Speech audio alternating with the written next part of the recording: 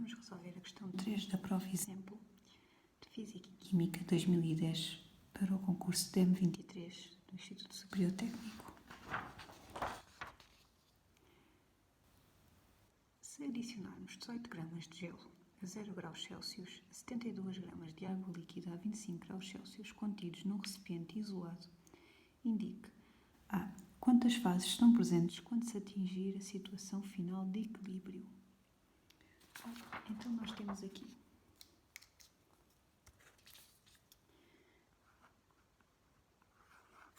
pusemos no recipiente isolado, ou seja, não há trocas de calor entre o recipiente e o exterior e a vizinhança, e neste recipiente isolado pusemos 72 gramas de água líquida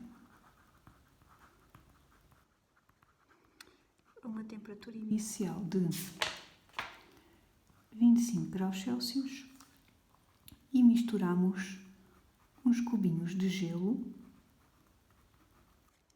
Quantas gramas de gelo? 18 gramas de gelo à temperatura de fusão da água, ou seja, à temperatura de 0 graus Celsius. Portanto, nós no início tínhamos aqui uma mistura com duas fases.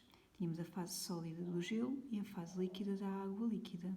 Mas quando se atinge o equilíbrio, nós não sabemos se vamos ter uma mistura só com uma fase, no estado líquido, ou vamos ter uma mistura de duas fases, porque não sabemos se todo o gelo que foi adicionado, estas 18 gramas de gelo, se fundiram à água líquida ou não.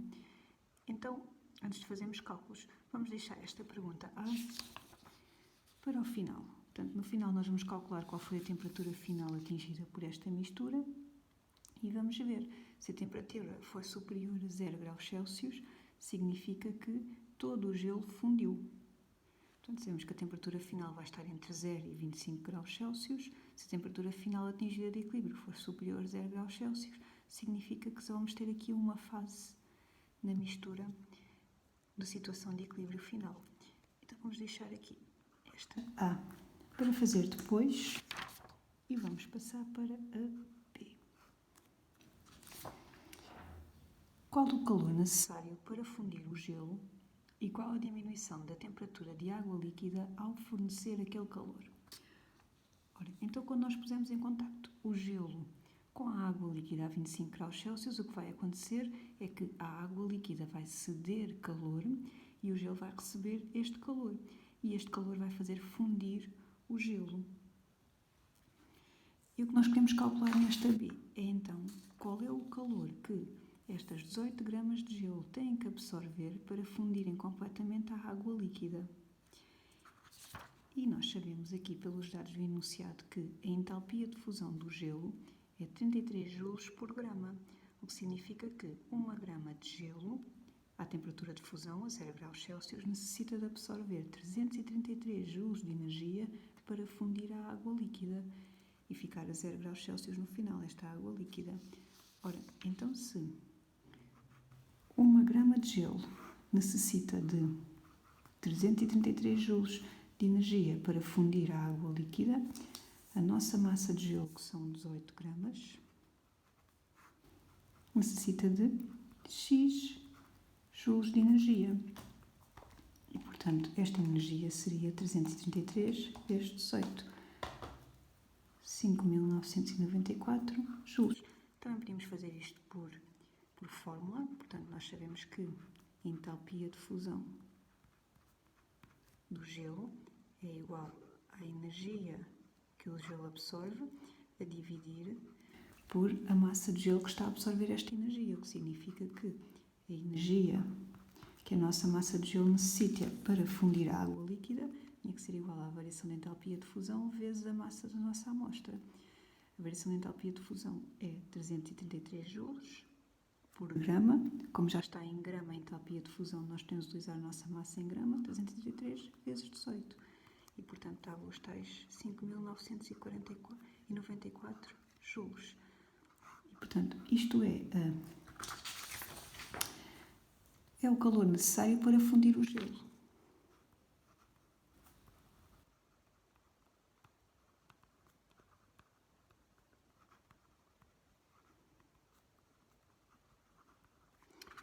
Ora, queremos saber qual é a diminuição da temperatura da água líquida ao fornecer, ao ceder aquele calor. Então, quando as nossas 72 gramas de água líquida perdem 5.994 joules de energia e o gelo absorve essa energia, qual é a temperatura final da água líquida? Qual é a variação de temperatura que a água líquida vai sofrer? Ora, nós sabemos que a energia que a água líquida perde ou ganha é dada por esta expressão. Energia é igual à massa da nossa água líquida vezes a capacidade térmica máxima da água líquida, o calor específico da água líquida, que nos dão aqui nos dados no enunciado, vezes a variação de temperatura que a água sofre.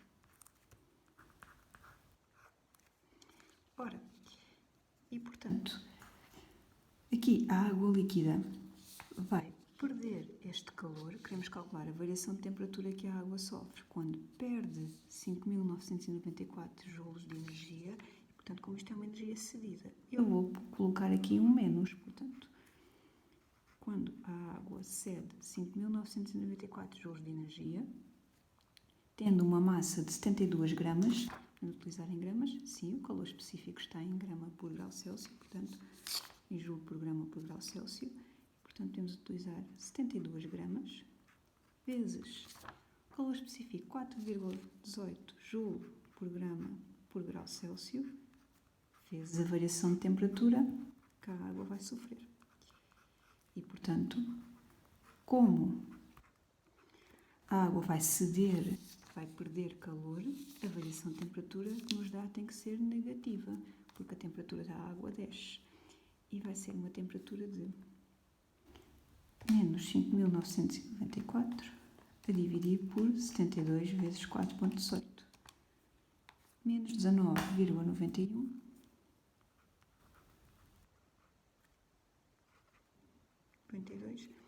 graus Celsius.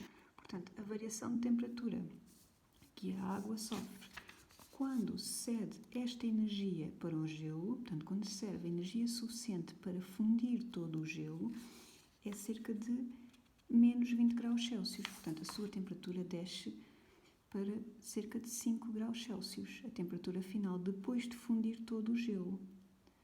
E será que a água só cede o calor suficiente para fundir o gelo e depois deixa de fornecer mais calor? Não, ainda vai fornecer mais calor, porque depois da água perder este calor necessário para fundir o gelo, a sua temperatura final é cerca de 5 graus Celsius. E a temperatura final do gelo, depois, que agora já é água líquida, depois de absorver esta energia, é 0 graus Celsius.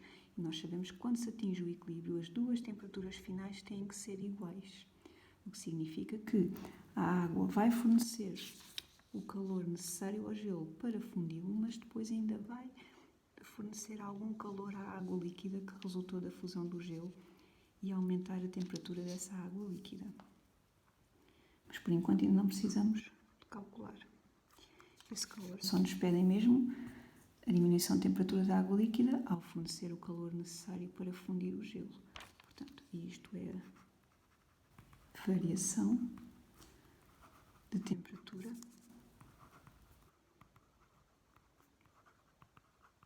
da água líquida quando fornece o calor necessário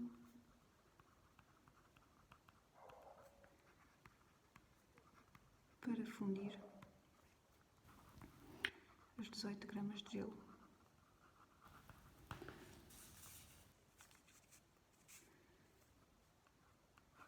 C. Entretanto, já podemos responder à linha A, entretanto, porque nós vimos então que a água líquida fornece calor suficiente ao gelo para fundi-lo e depois para aumentar um pouco a temperatura da água líquida que resulta da fusão, o que significa que no final, na mistura de equilíbrio, quando se atingir a situação final de equilíbrio, só vamos ter uma fase líquida. Então a C é a temperatura final da mistura. Vamos lá ver qual é a temperatura final, que é a temperatura de equilíbrio, quando estas duas amostras de água atingem o equilíbrio. Ora, quando estas duas amostras de água atingem o equilíbrio, vai deixar de haver trocas de calor entre a água líquida e o gelo, e a água que resulta da fusão do gelo tem que estar exatamente à mesma temperatura que a água que inicialmente tinha 25 graus Celsius. Ora, isso significa que a energia cedida pela água líquida inicialmente a 25 graus Celsius tem que ser igual à energia recebida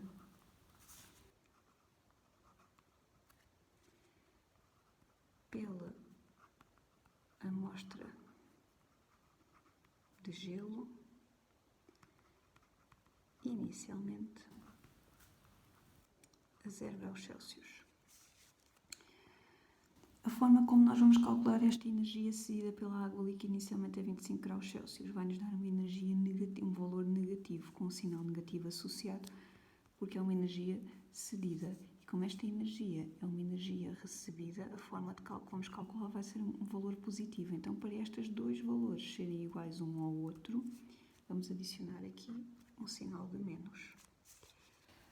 Ora, então, a energia cedida pela água líquida inicialmente a 25 graus Celsius vai ser dado por a massa de água líquida, que é 72 gramas, vezes a capacidade térmica máxima da água líquida, vezes a variação de temperatura, onde a temperatura inicial é a temperatura inicial da água líquida, 25 graus Celsius, e a temperatura final é a nossa temperatura de equilíbrio, é a temperatura final que queremos calcular. E, portanto, a temperatura final menos a temperatura inicial da água líquida tem que ser igual. E agora, a energia recebida pela amostra de gelo inicialmente a 0 graus Celsius. Nós vimos que esta amostra de gelo vai receber energia para fundir o gelo à água líquida, e depois esta água líquida que resulta da fusão do gelo ainda vai receber alguma energia da água. Portanto, para nós termos aqui em conta a energia recebida pelo gelo para fundir, nós vimos que esta energia recebida pelo gelo para fundir é dada pela variação de entalpia de fusão vezes a massa de gelo, 333 vezes 18. Portanto, vamos ter que ter em consideração a energia para fundir o gelo, que é dada por esta expressão, e depois a água líquida a 0 graus Celsius, que resulta da fusão do gelo, ainda vai receber alguma energia da água líquida inicialmente a 25 graus Celsius. E essa energia é calculada exatamente da mesma forma. Mas esta massa de H2O que resulta do gelo é diferente desta massa. Mas o calor específico é o mesmo, a água líquida, e aqui a variação de temperatura tem que ser a temperatura final, que é o que queremos calcular, e a temperatura inicial desta amostra de água que resulta da fusão do gelo, é 0 graus Celsius. Ora, vamos lá então. Massa de H2O líquida, inicialmente a 25 graus Celsius, é 72 gramas, vezes o valor específico da água líquida, 4,18, vezes temperatura final, que é o que queremos calcular, temperatura inicial é 25, é igual, a variação de entalpia de fusão do gelo é 333 joule por grama, vezes a massa de gelo, que é 18 gramas, mais a massa de gelo, que resulta da fusão do gelo, a massa de água líquida, que resulta da fusão do gelo, que é 18 gramas. Portanto, no fim de todas as 18 gramas de gelo fundir, vamos ter 18 gramas de água líquida, vezes o calor específico da água líquida, vezes a temperatura final, menos a temperatura inicial desta água líquida, que é 0 graus Celsius.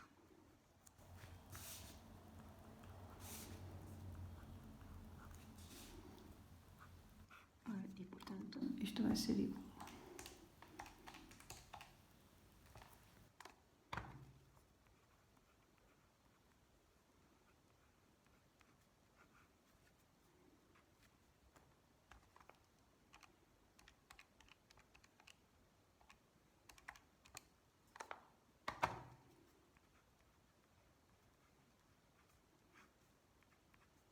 303 vezes 18, que é 5.994, mais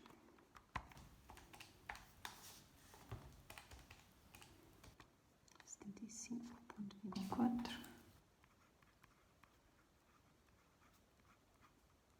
TF.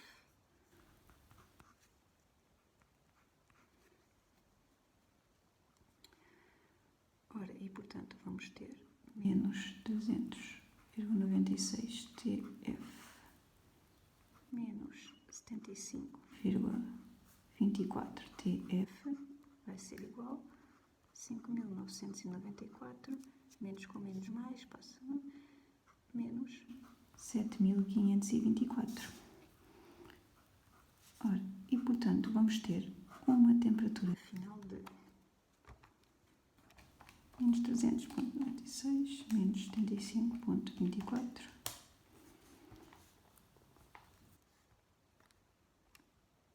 5.994 menos 7.524 a dividir pela resposta dá 4,07 graus.